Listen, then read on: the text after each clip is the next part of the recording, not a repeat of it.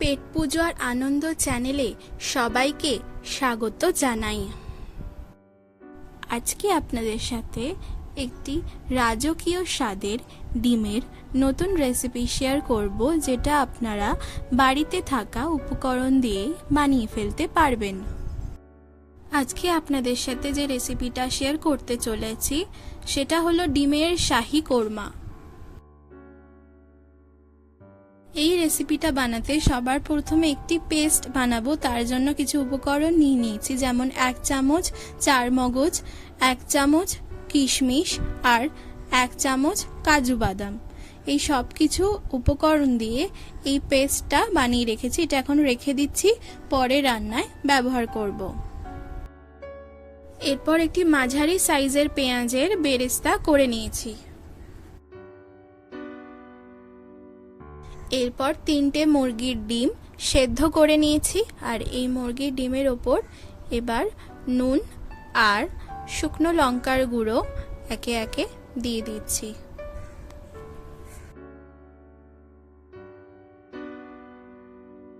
এরপর ভালো করে মাখিয়ে নেব।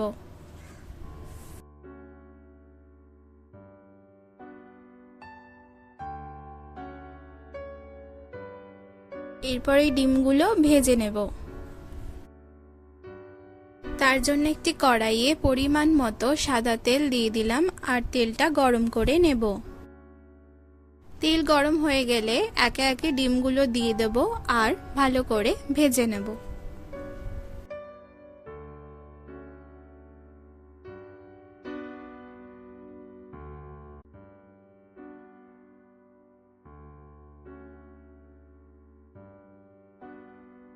ডিমগুলো ভালো করে উল্টে পাল্টে ভেজে নিয়েছি।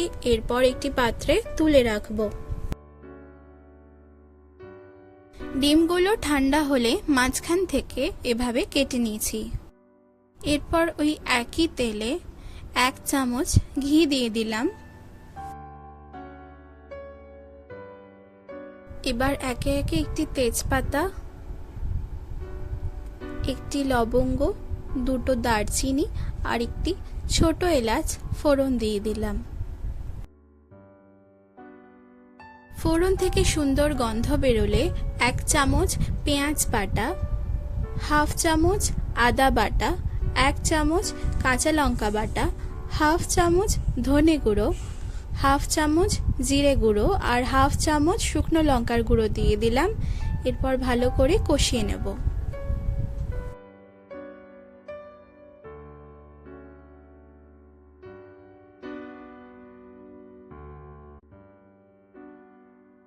কষানো হয়ে গেলে যে পেস্ট রেডি করে রেখেছিলাম সেটা দিয়ে দিলাম।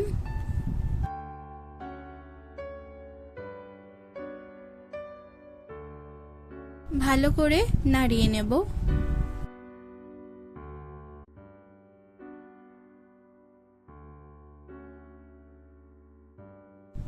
1 চামচ টক দই দিয়ে দিলাম।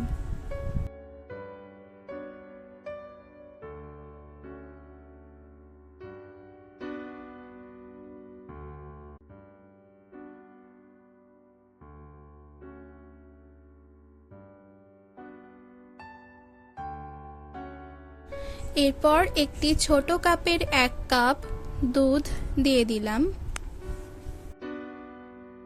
নাড়িয়ে নিচ্ছি এবার ভালো করে।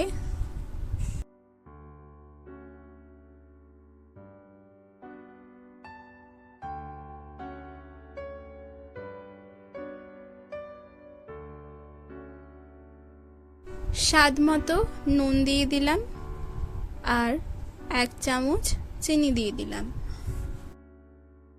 নুনের পরিমাণটা খেয়াল রাখবেন, যেহেতু ডিমের গায়ে আমরা নুন মাখিয়েছিলাম, তাই নুনটা যেন বেশি না হয়ে যায়।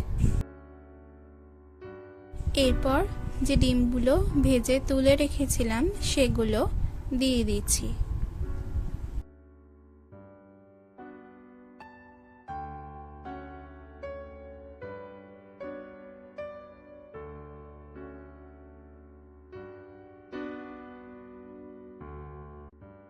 নামানোর আগে ওপর থেকে এবার বেরেস্তা ছড়িয়ে দিলাম।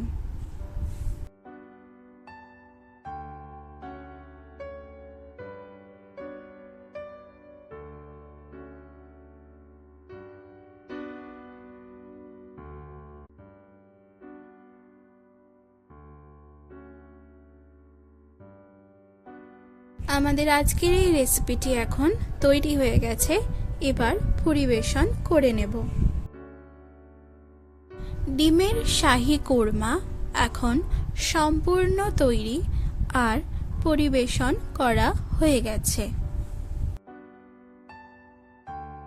এই রেসিপিটা আপনারা পোলাও, লুচি, পরোটা, রুটি কিংবা ভাতের সাথে ট্রাই করে দেখতে পারেন।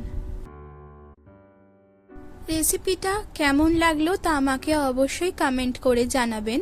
যদি ভালো লেগে থাকে তাহলে লাইক আর শেয়ার করে দেবেন, আর চ্যানেলে নতুন হয়ে থাকলে চ্যানেলটি কিন্তু অবশ্যই সাবস্ক্রাইব করবেন। তাহলে এরকম ইন্টারেস্টিং রান্নার সন্ধান খুব তাড়াতাড়ি আপনারা পেয়ে যাবেন। ধন্যবাদ।